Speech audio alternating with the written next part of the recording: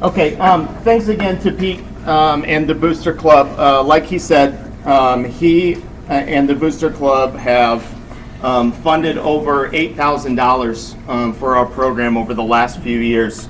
And I went ahead and pulled out our uniforms that we purchased with that money recently.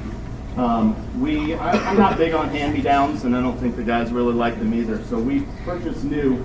These go through obviously a lot of weather and a lot of conditions. So these will be this year's new fresh soft uniforms with the new logo on it. And then it's just a solid white home jersey. These will be the new JV uniforms this year.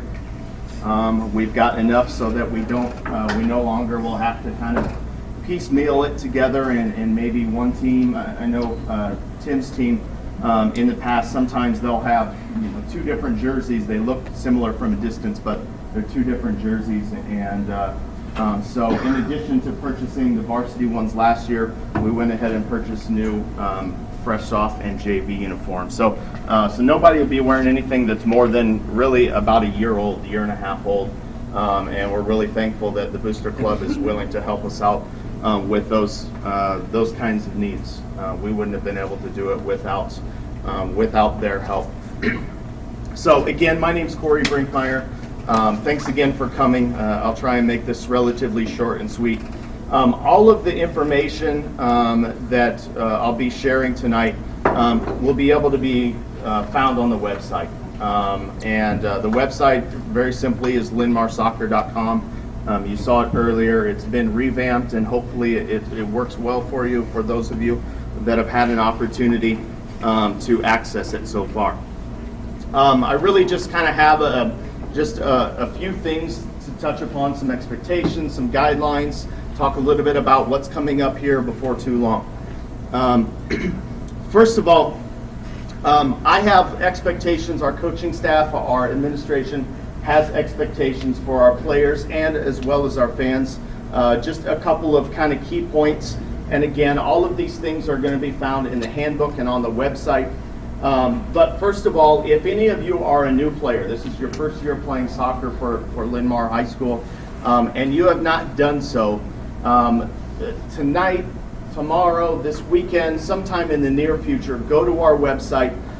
There is a registration form. That basically what that does is that gets me all of your contact information, and that's really important for things like getting Booster Club announcements out and getting help for concessions, things like that. It'll take probably about 10 minutes or so, something like that. Parents, that your son may ask you for some information as well. It's got cell phone contact info for players and parents. And then I just store that in my address book and also share that with our Booster Club team reps so that they can contact you easier. When I can, I try and use email because I know for a lot of us, especially a lot of us adults, that's the best way to get information. So especially lengthy information, I'll use email for that, and that's your opportunity to get that information to me. Otherwise, if it's just short tidbits of information and I can send it out in a tweet, then typically that's how I'll communicate for those things. Cancellations, if we're on the road and something happens, to notify you, that's the quickest way to do that. But players, just a few things. Be familiar and follow team policies. I'll go over kind of the most important ones here shortly. But the handbook is online. You can access that. I would hope and expect that players, you all at some point take a look at that. Secondly, we expect and hope at least that our players are active year-round. That doesn't mean they have to play club soccer year-round.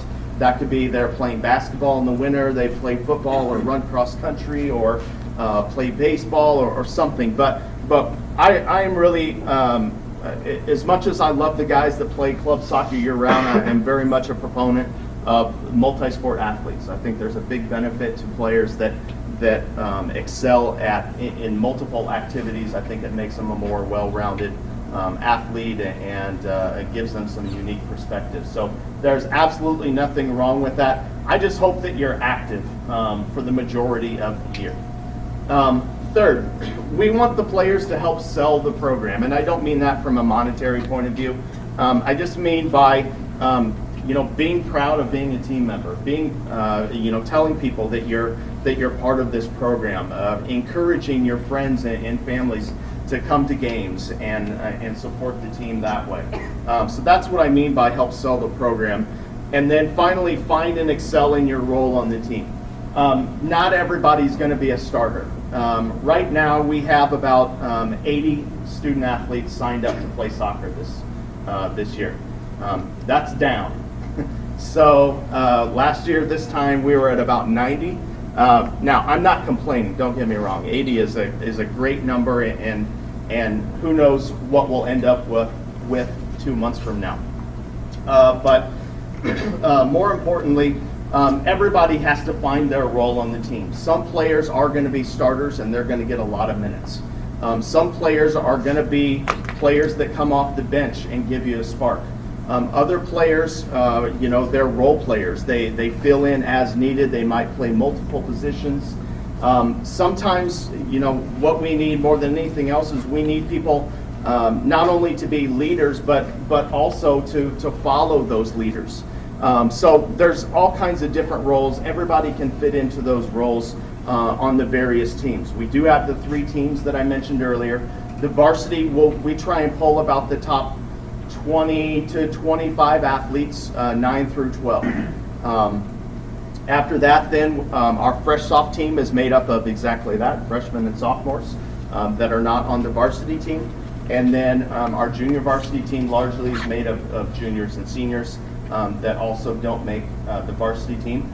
In some cases, we also have varsity athletes that maybe are more of a role player type and don't play as many minutes.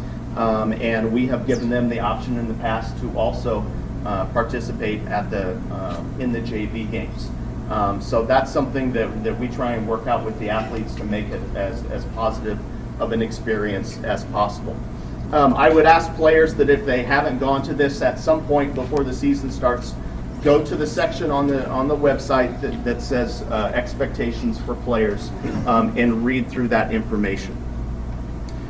Parents, we have an expectation for you as well. First of all, thank you for all that you do for your sons and giving them the opportunity to play for us. We obviously couldn't do this without you. But certainly, we hope that you'll be and act as a role model for your children. And that's more or less kind of a cautionary tale. I can't say that I have had very many parents that I'm like, gosh, I wish they just wouldn't act that way or do that or whatever. I really don't worry too much about that. But I just like to put it out there, be a role model for your kids. Encourage your child to advocate for themselves.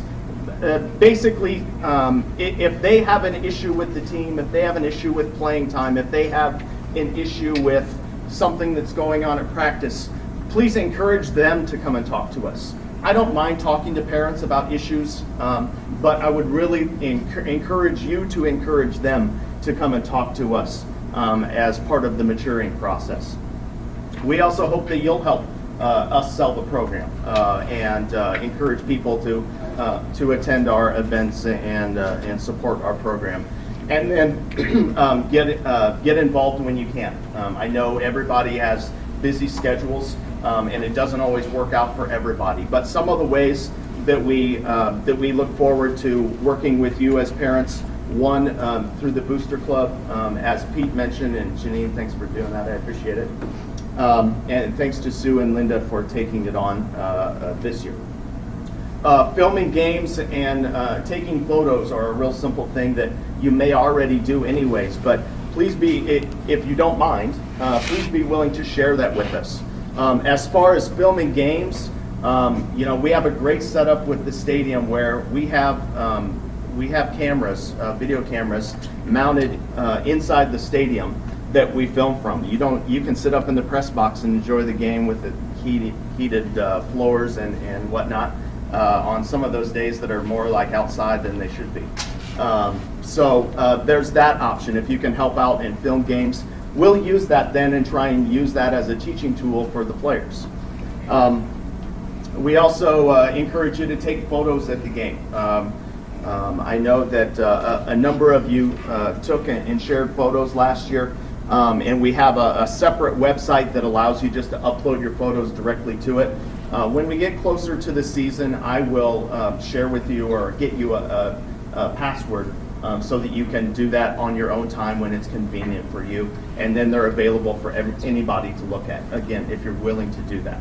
And then, if you can, help with team meals. Now, we usually try and do this for varsity, but we've also, at times, depending on the makeup of the team and the coaches and what kind of feedback there is from players, we've done this for JV as well as Fresh Soft, I believe. But specifically, we always try and have a team meal for the varsity team the night before a home game. So we practice, and usually then somebody will open up their home for the evening for the varsity players to come over. Oftentimes 3 or 4 families will get together and figure out a menu and a meal. And so somebody will host, other people will contribute to the meal. But then another way to do it is we offer box lunches or sack lunches for the kids for our away games that are provided by Jimmy John's for those people that want to pay the fee to do that. And we need help oftentimes picking up and dropping off those meals for away games so we can get them onto the bus, take them with us in the coolers, things like that. So there's also an expectations page for parents and fans. Parents, I would also encourage you to do the same as the players, and when you have an opportunity, take a look at that. There's some things on there from a soccer perspective as well as from a parent perspective. Next, there's just a few guidelines that I always want to make sure that everybody is familiar with, because on occasion they do unfortunately interfere with our players' ability to play during the season. So these are just a few points of emphasis, and again, all of these are in the handbook. The first one would be code of conduct violations. I run a relatively tight ship, a little bit tighter than some of the other coaches do for their particular activities. And so rather than have a 3 strikes and you're out policy, I have a 2 strikes and you're out policy. Meaning that if you are caught using alcohol, tobacco, drugs, anything like that, that would be a code of conduct violation.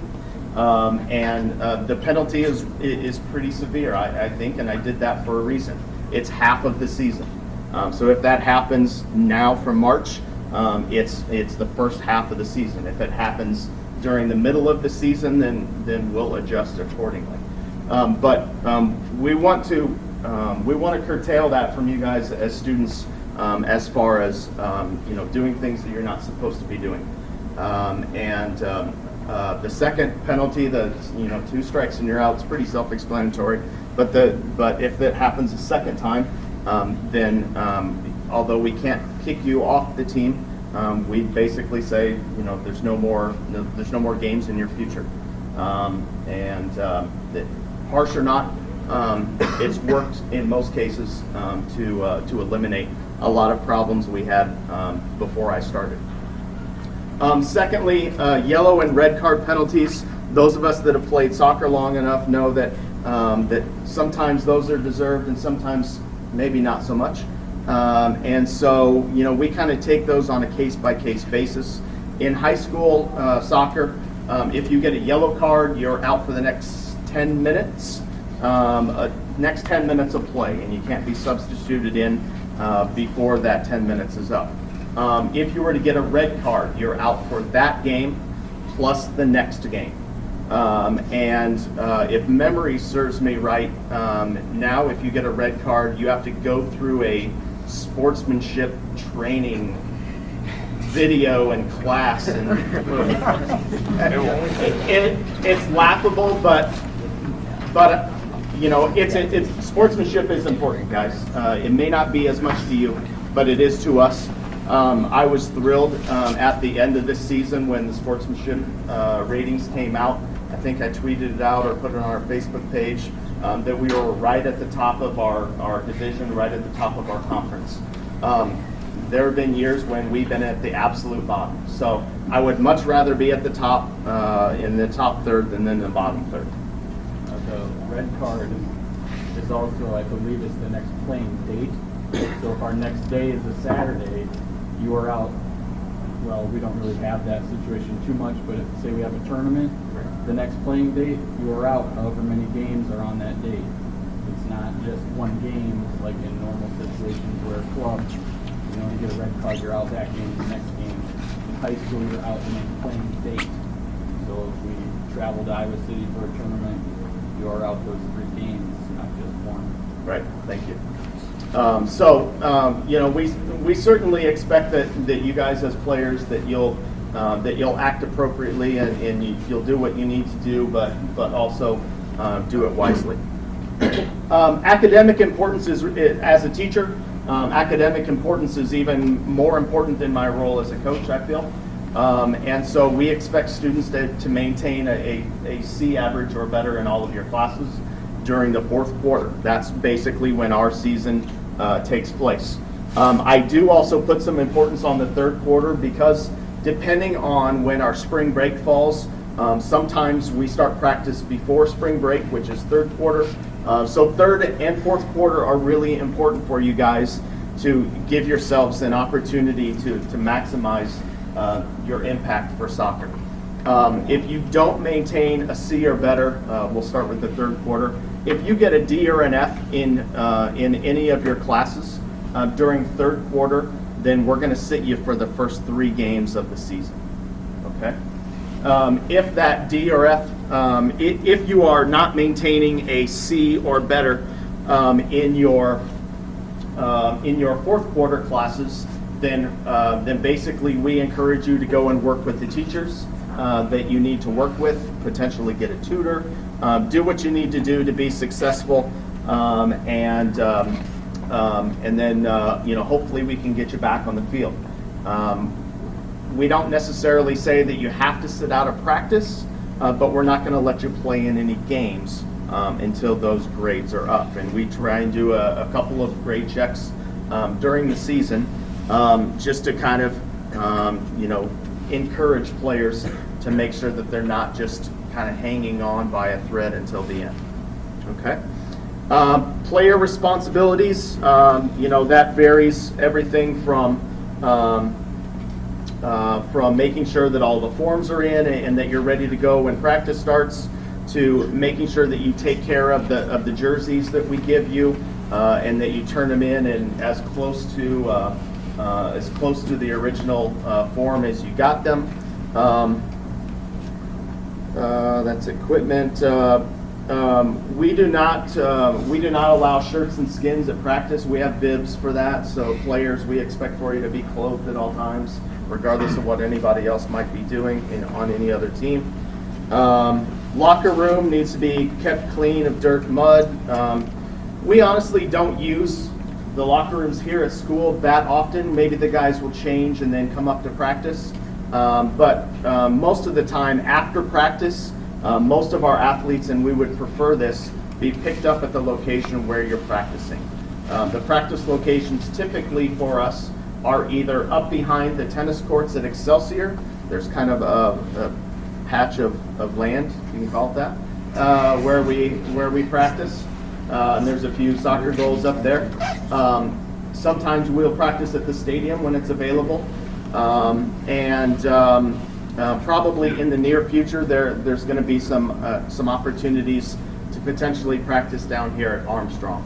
So we'll try and communicate that to the players ahead of time to make sure that parents, where to pick up your son. School transportation, students should leave it as clean as possible, as clean as when you arrived. Cleats shouldn't be worn on the buses or vans. And the last thing I have is about social media. We kind of had a unique experience today at school, didn't we, boys?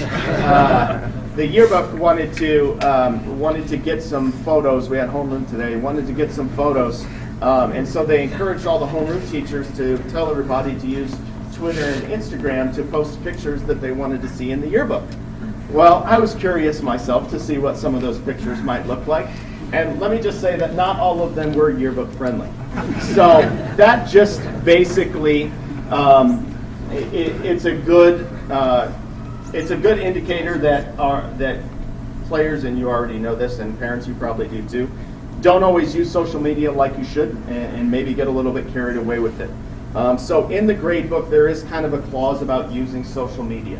Just remember, please, that by you signing up and being a part of our team, you reflect what our team ends up being, okay? I really don't want to have to worry about what people are doing in their personal lives, but if it impacts me, I will. I generally don't follow parents. I generally don't follow any of your sons on any kind of social media, largely for that reason. I'm not saying that I want to necessarily turn a blind eye to it. I hope that you as parents try and monitor that to a certain extent. But I guess what I would say about as players, remember that you're part of this team and that what you do, whether it's on social media or just out in the public, if you're wearing anything that says Linn-Mar Soccer on it, people are going to assume that you, as a member of the team, that must be how the whole team acts. So please remember that. Dual sport athletes, club players. I know we have a number of people that are club players and even try and play or maybe even practice through our season. I wouldn't encourage it. And I only say that because it really takes a toll on your bodies, players. Maybe not as much as you think. I know a lot of you think you just have energy to spend and waste and you're invincible, but it really breaks down your body a lot quicker. Parents, if you pay for your kids to play club soccer during our season, I'm just, I guess, offering some advice. I'm not telling you should stop, but just know that it does take a toll. It's harder to come back from injuries. You're more tired. That may affect schoolwork and other things like that.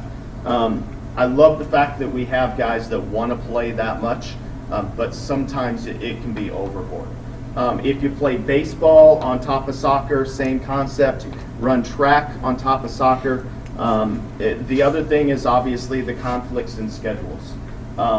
If you decide that you're going to do this other activity, whether it's soccer or something else, and you miss out on a Linn-Mar practice, please know that there's a very likely chance that that's going to cause us to have to put someone else in your place, and that may mean that if you were starting one game and you miss a weekend because of a tournament or some other activity, that there is a very likely chance that you may miss out on your quote-unquote regular playing time, whatever that means, okay? So just kind of, I guess, a heads up more than anything else.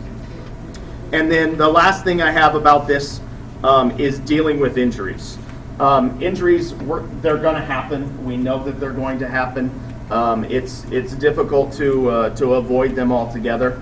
But we have a great trainer in Jill. Jill Hendricks is our athletic trainer. She does a fantastic job of trying to keep our guys healthy.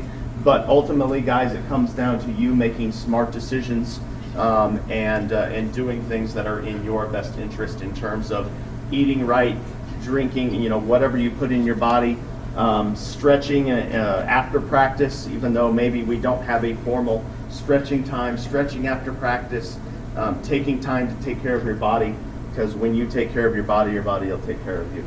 Okay, you can put that in quotes. So anyways, that's just a little bit about that.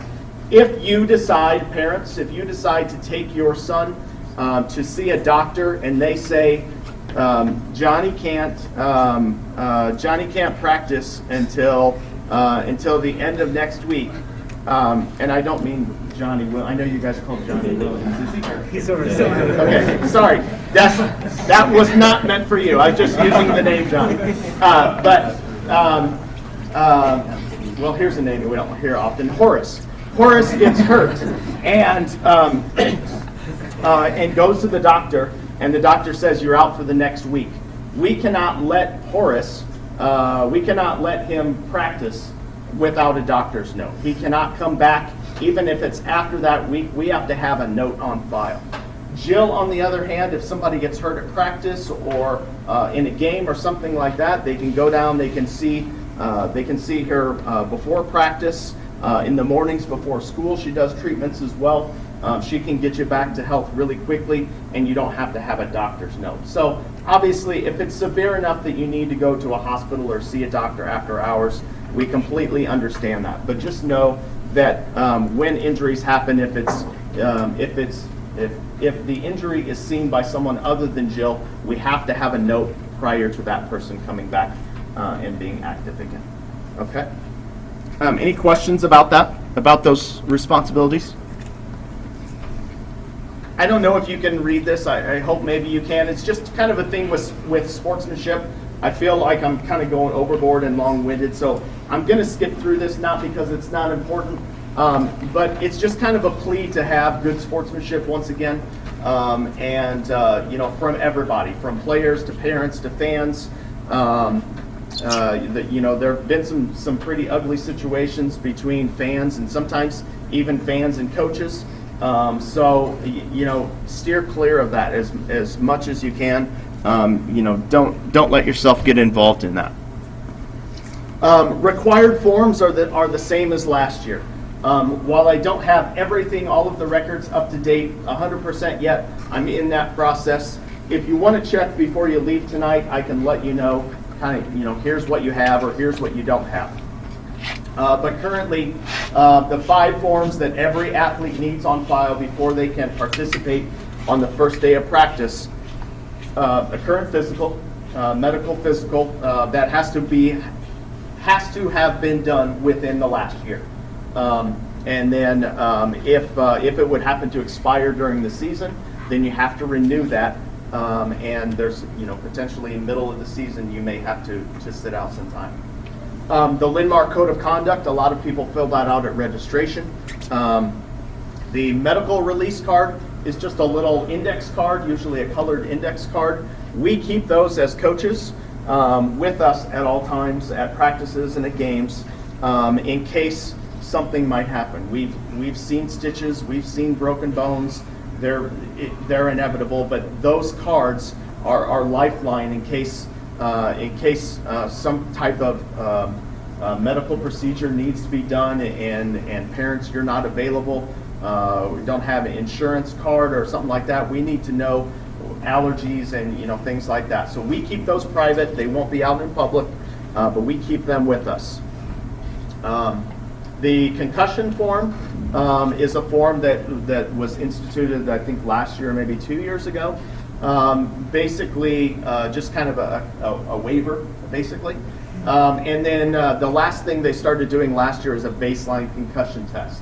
Now, players, you can't fail this, so don't worry about that. But if you haven't done one of these before, and mostly that's just going to be new student athletes.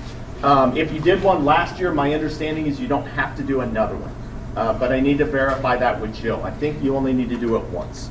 But basically what it does is she asks you some questions, puts you through your paces of touch, records the answers, and then should a potential concussion happen, they go through those same questions again and see how you respond to see if you have some concussion related symptoms. Okay? All 5 of those things have to be on file before you can start practicing. So make sure that you get those in on time. You've got plenty of time to do it now. Make those doctor's appointments and do those things. And if your doctor is backed up, my understanding is you can go to a walk-in clinic and get a high school physical. You do not have to go to your family doctor if that's not possible. Okay? We expect all of our players, they provide their own socks, their own shorts as it currently stands, and then we'd like for all of them to have one of our team t-shirts. They can, if you have them from last year and they still fit, you're welcome. You're more than welcome to continue to use them. You do not need to buy new every single year. Now, with the new logo, I'm told that it does not present any challenges to us. So just because there's a new logo or emblem on the shorts and on the shirt does not mean that you have to buy new. They're relatively subtle changes. The shorts are identical to last year, at least as of right now. Socks are same as last year. If financially you are unable to do this and you want to provide your own, or if you just choose not to, you may be financially able but just choose not to, you just want to provide your own black shorts, your own white shorts, you're more than welcome to do that. Same thing with the socks.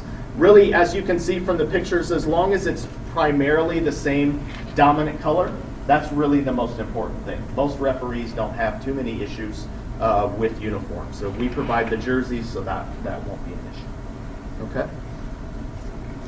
One thing to note on colors, if you have undergarments, compression shorts, a long sleeve shirt that you want to wear underneath, it needs to match the color that is on top of it. That is a state rule. That's not our rule, that is a state rule. Now, we live in Iowa, it's cold. Most of the time refs aren't going to say too much, but the state rule says that it has to match the dominant top color. So if you're wearing red, your undercolor needs to be red. If you're wearing black shorts, your compression shorts need to be black. And I would say we haven't had too many issues with this, fortunately, but we have seen either against us or teams that we're playing against, referees in some locations actually call out a player and say, hey, you've got a black undershirt and you guys are the home team, you should have a white one on, and they have made them take it off before. Same thing with compression shorts. If they're really long, if the shorts aren't really long enough to cover it, depending on who you have, they may make a big deal about it. But in the rules, it does say it should be the same dominant color. The other things to know: shin guards. I know a lot of guys, a lot of our shin guards, they're about this big.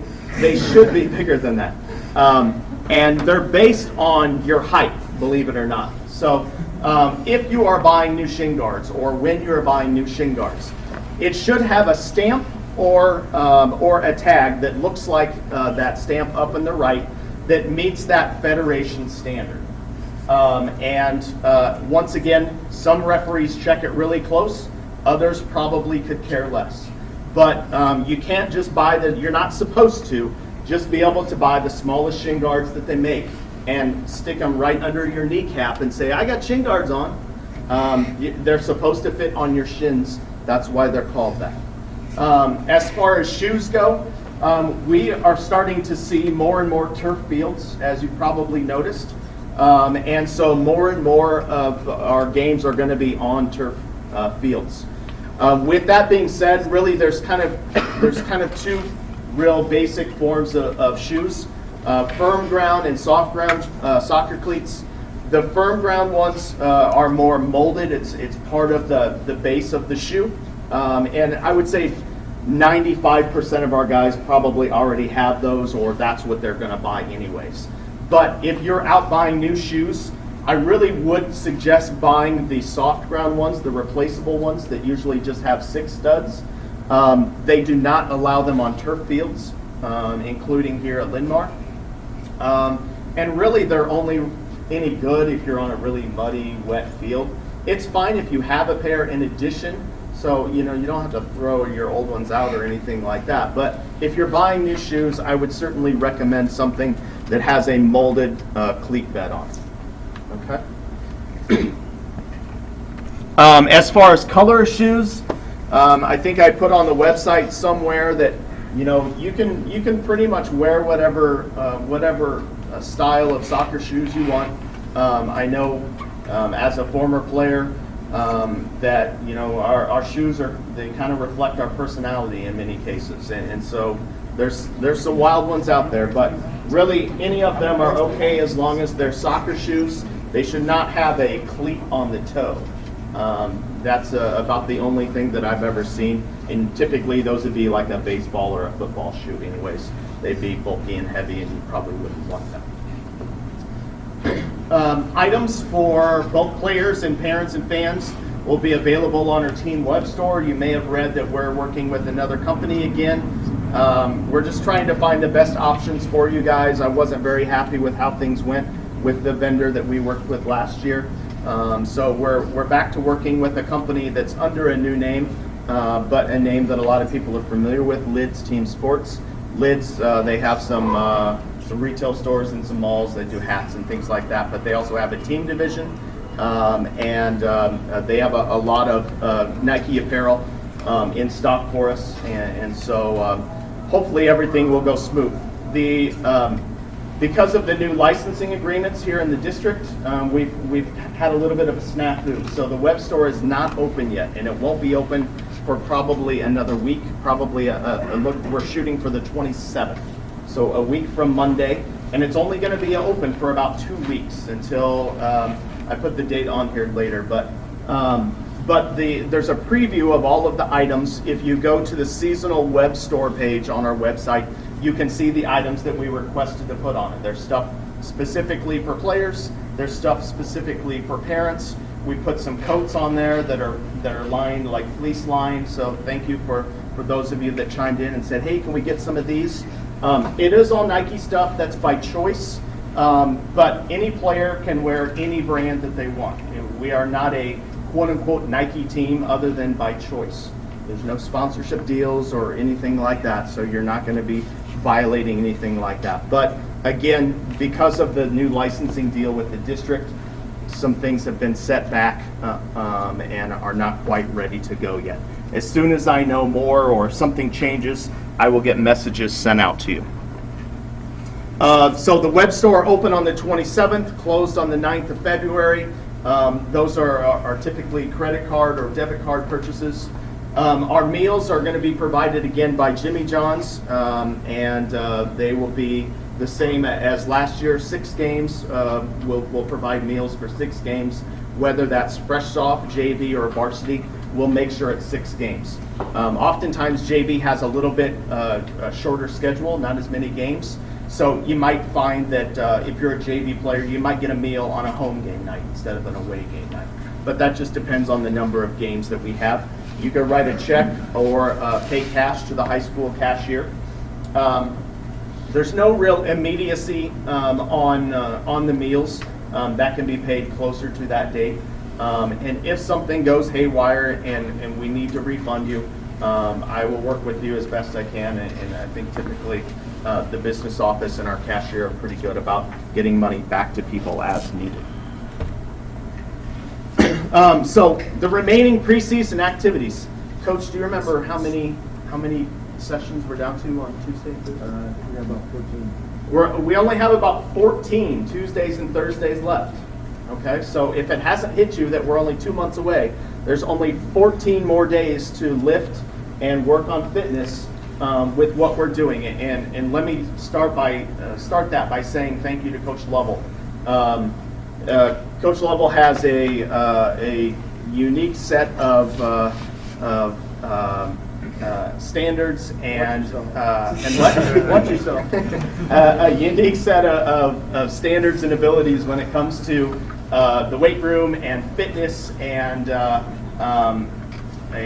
he's kind of taken over the fitness program in the off season for us, and has given me a lot more time to try and do a few other things.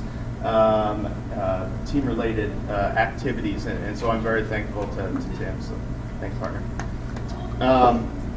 So those are Tuesdays and Thursdays. They're after school. Typically, the guys will go and change in the locker room, bring their stuff up to my room. We usually run in the halls and or do some plyos or things like that, and then hit the weight room after that. Usually done by 5:15. 5 o'clock. Okay. Open gyms, we've got one tonight, and then obviously there's a few more coming up here in the next few short weeks that we have left. We have been given the opportunity to put it on our calendar, so it should be on there. If you use the calendar at all, you should be able to find them on there. Last year we were told the state didn't want us to do that. Now it's okay. I don't know. I just do what they tell me.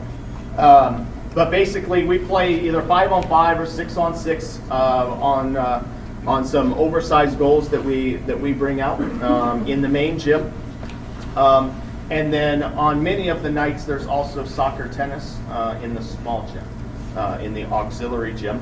The Coach Dickinson, the girls' coach, has set that up for them, but we both work pretty well together and are accommodating, so that if girls want to come over and play or vice versa, we can certainly make that happen. Indoor soccer, I think Sports Zone second session, is it? So they're not even doing indoor anymore? They're doing indoor up until February 1st. Until February And 1st. they're trying to find another one. Okay. I forgot to print these off, but I just got a notice from the Cedar Falls coach, actually the former Cedar Falls coach, who is now at the University of Northern Iowa. There's a new multi-sport complex, indoor complex in Waterloo, and they are hosting a one-day tournament, jamboree, whatever you want to call it. They're opening it up to, it's basically for high schools. They're calling it a camp. NCAA basically says you have to call it these certain things. You can't call it a recruiting or anything like that. So they call it a camp. I think they're guaranteeing 4 games during the day in this new facility. The new facility has turf, just like what we do down at the stadium, so you can wear cleats inside. So kind of a unique opportunity. I don't know how many teams they'll have. This is, I think, the first year that they've done it. They're recommending teams of 10 and charging $350. Now, for $35 for a day to get 4 games in, that's somewhat reasonable. I mean, depending on your finances, of course. So I have those order forms, and if anyone contacts me, I'd be more than happy to send that to you. I probably won't put it on the website, but parents or players stop in and get one. Parents email me and I'll get you one. Because it's prior to our season, we really can't set things up for you. I'm happy to give you the forms, but you would need to provide a parent coach, or an older brother or something like that, for a supervisory role. But they're I believe it's I think they're promoting it as a 5-on-5 or 4-on-4 or 5-on-5 tournament, something like that. Max roster of 10 players, if I read it correctly. So that's kind of a unique opportunity right before our season starts. Our season starts on St. Patrick's Day, March 17th. That's technically our first day of spring break. We will practice twice daily during spring break. We've been doing that now for a number of years. The great thing about that spring break is that we can have multiple practices during the day.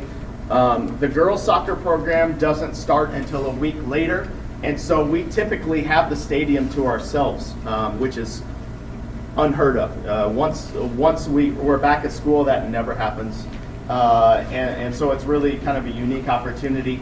As long as it's not like it is outside right now, we'll try and be outside as much as we can. And when we have to, we'll come in and use the gyms as needed. We are happily relaying on to you that we are no longer going to have formal two-a-days once we come back and start the fourth quarter. Those morning, we're going to offer makeup fitness workouts for people that are enjoying the sun while we're sweating it out. So an opportunity to get a little bit of extra fitness in.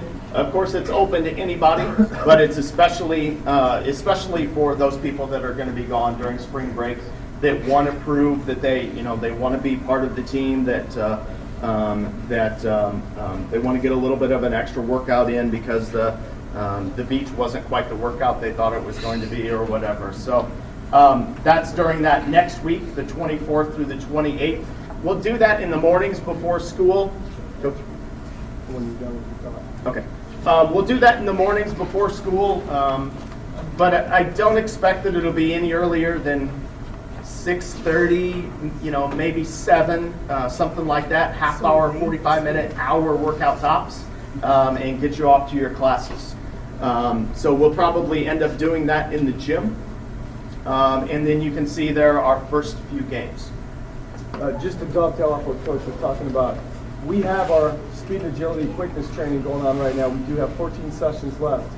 So if you don't want two-a-days to be life is hell, I'm going to die, start making that commitment now, okay? It's not required, but what it does show is your teammates that you're really ready to work and put in the work before the season actually starts. So we can't tell you got to be there, but boy, we would love to see you be there, not just for our purposes, but for your purposes as well when it comes to your own personal fitness. Because 2-a-days is a lot of work if you haven't been doing a lot of work. So think about that seriously if you have not put the time in yet. And if soccer is something that you seriously want to invest time in this spring, then start seriously thinking about investing time in for about 2.5 hours a week. And those 2.5 hours for 7 weeks will make a big difference if you're willing to commit to that time and give us your all. First games you can see there, Saturday, April 5th, is the Muscatine Invitational. We'll go down and play on the beautiful fields in Muscatine. We'll probably play 2, maybe 3 games. The first year we went down there, we played 3. Last year it was at Iowa City. It goes back and forth every other year. So minimum of 2 games, maybe 3. Junior varsity starts at home against Jefferson on April 9th. Fresh off and varsity then play their first conference games on April 10th, and that's at Lower Kingston. And then our own tournament that we host, this will be the 3rd year that we've hosted it now in our stadium, it's a 6-team varsity tournament with a championship game at the end of the evening. We have a new we got rid of one participant and got a new one. We no longer will be playing any of our own conference teams. Prairie left the tournament, and that's fine by me. We got Vinton Shellsburg, which is a relatively new team, coached by a former player of mine here at Linn-Mar. So we're excited to extend that opportunity. So that's what's coming up. That's what's left. There's all kinds of ways to communicate, more than I probably need to really have, but obviously the website. And with the website, if you've looked around at all, you may have noticed some new features. When we post stories and things like that, if you're so inclined and want to, there's an opportunity to put comments or things like that. So it's a little newer, fresher look, a little bit more, a little less traditional and a little bit more up to date. The Facebook page, if you like us, you'll get the updates that we send. A lot of those updates on our Facebook page come directly from our Twitter feed. If you are not a Twitter user, but you would like those announcements, if you don't want to get on Twitter for whatever reason, but you would like the announcements, you can get them on your phone. The directions are right there. All you have to do is send a text message to the number 40404 and type in the body of your text, "Follow Linn-Mar Soccer," just like it's shown. If you do that, then you will get probably the last tweet that we sent out, which was a reminder yesterday of this meeting. And any future tweets that we send, you'll get them just like you would a regular text message. It's not going to cost you anything above and beyond what you already pay for text messages. So if you're like a lot of kids and you have an unlimited data plan, then you will not be charged anything in excess. Instagram is new this year. We got rid of Vine in lieu of Instagram. Now that Instagram has videos that we can post games and add activities and things like that. So if you're users of those and want to follow us, great. If not, that's fine too. But these are just different ways to stay in tune with what's going on. And then my email, I sent you, a lot of you probably got the email last week or maybe 2 weeks ago that I changed email accounts. I did that because Yahoo is just not as good as it formerly was, and Gmail has certainly proven that it can withstand the test of time. So I've basically transferred accounts over to Gmail for future reference. That's the email address for you to contact me at. And that's my work phone there. So you're welcome to leave voicemails as needed, anything like that. There will be more communications to come, but this will be the only actual parent meeting that we have. And I will post all of this information If my computer's working like it's supposed to, it's recording my voice as we are doing this presentation. And so I will upload this tonight or tomorrow and put it on YouTube, and anybody that wasn't here can get all the notes that we went through tonight. There are samples of most of, not quite all of, the items that are going to be in the shop, in the web store. If you want to look at it, if you want to kind of see how different sizes look, or how the different materials feel and things like that. I did the best I could with the amount of time that I had to get samples. Fortunately, a lot of them came from my closet, so it wasn't hard to get them. You're welcome to take a look at the uniforms as well. Meander around, come talk to us. If you want to check and see what forms you need, you're welcome to come and do that. And I'll pull it up on my computer here shortly and just talk to you individually one-on-one, or if you want to wait for a while. What I've tried to do in the past is just look through the list maybe a month before the season, send out emails to anybody that's missing one item or more. I won't go into any more detail than that because of privacy issues, but that way you and I can communicate and we can get all the forms in on time. We're looking forward to a great season. We've got great athletes coming back this year to play, and as long as it warms up a little bit, it should be a great season. Any questions I can answer for anybody for the good of the cause?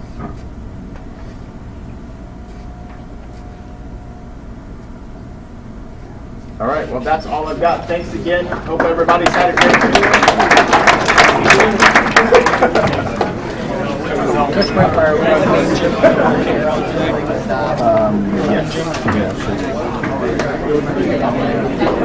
Oh, absolutely. Oh, okay.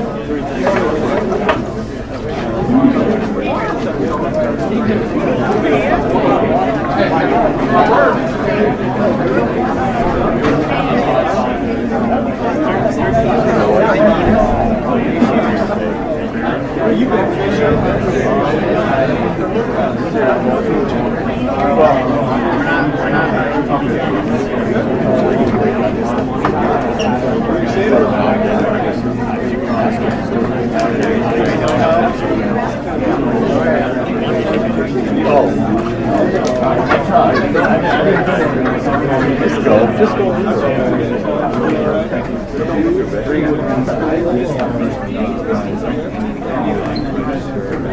If you can do the registration form on the website. We haven't seen it.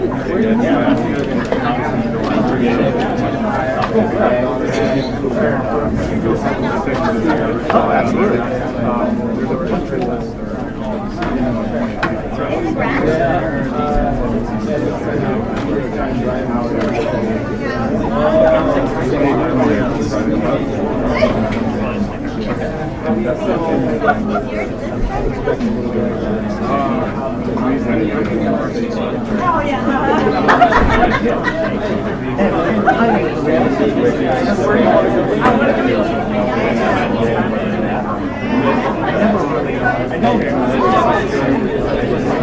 Right. That's why we thought we'd talk to you. But that feels worse.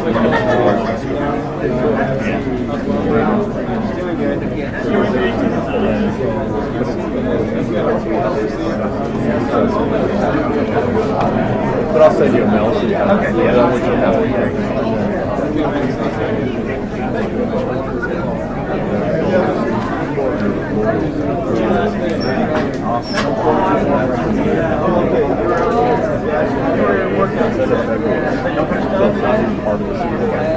Yeah, I don't think there doesn't say much. Yeah, they got all made it national wide for reasons.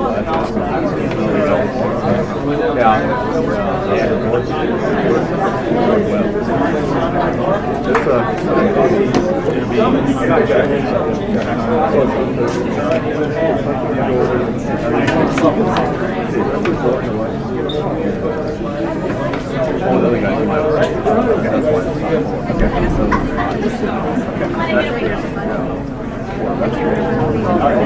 I'll send all the email to you. I just want sometimes I don't like sending emails if I get a chance to talk to you first.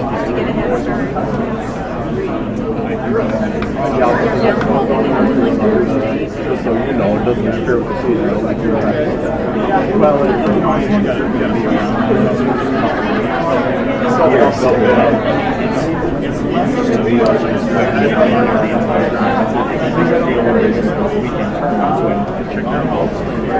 No, we don't anything. We don't plan. Sorry. You like soccer? Yeah.